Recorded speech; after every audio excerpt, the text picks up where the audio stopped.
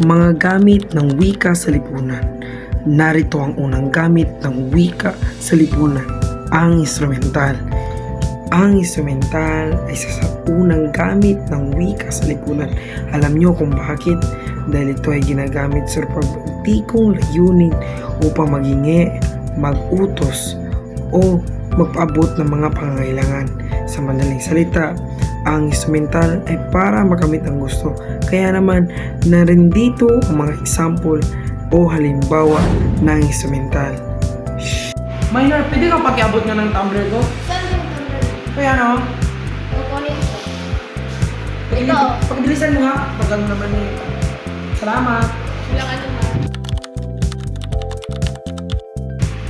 Ano nga ba ang regulatory?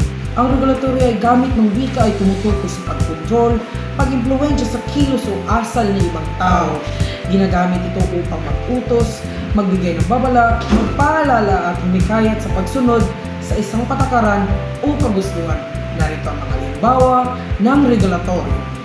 Magandang umaga sa lahat. Magandang umaga po, Ginang Ninya. So, bago tayo magsimula, pag-isitabi namin yung mga cellphones at labas na mga libro, notebook at ballpen. Yes po, ma'am. So, ngayong araw,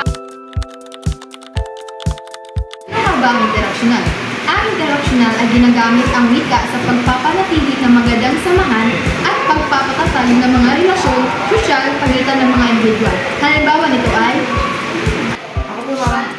Ma'am, ano po yung interactional? ang interaksyonal ay isang makikipagkapwa-tao at pakikipagsalimuha at pakikisamahan sa tao.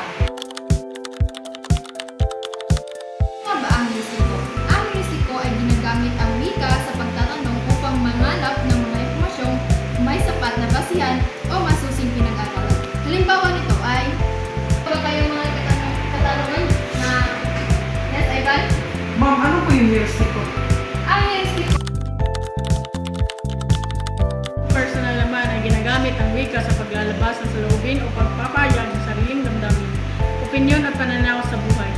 Mga halimbawa nito ay pagkatuwa, paghanga, ibang ako'y, pagkainip at pagyayamot. Alam mo, Bart, gusto talaga kita, Bart. Yung una ko lang pasok mo, mahal na mahal kita, Bart. Ano masasabi mo? Lesbian ako. Pre, kahit ganyan, pre, mahal na mahal kita, pre. Kasi unang pasok mo pa lang, yung dibdib ko, nagtibok-tibok na. Mahal na mahal kita, pre. Ano masasabi mo, pre, kung mahal kita, pre? Wala. Pa ang pang-informatibo.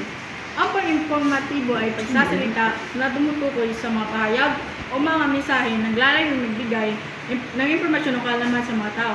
Mga halimbawa, mga balita, mga paglalahad ng datos o statistics or mapaliwanag ng mga konsepto. Magandang araw sa lahat. Ang aking ibabalita ngayon ang nangyari sa Imparlan. Tingnan mo nga yung mga bata na gusto nilang umuwi pero hindi pa kasi yung panahon natin ngayon is makulimlim at mahangin.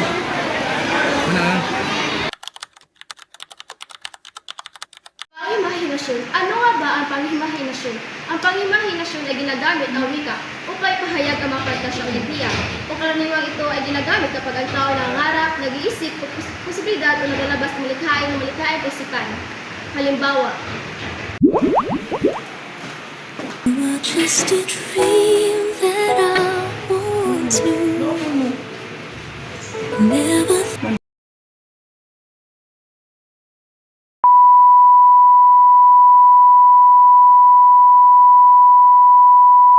excuse me ma'am, may isip po ba kayo kasi kailangan ko na lang niya po.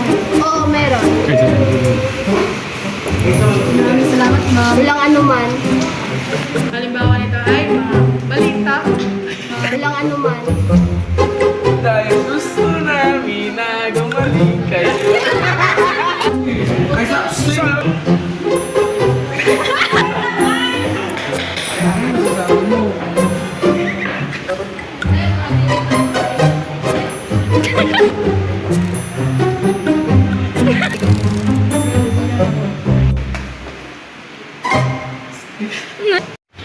Pre, ano nga yung sayang ng pre?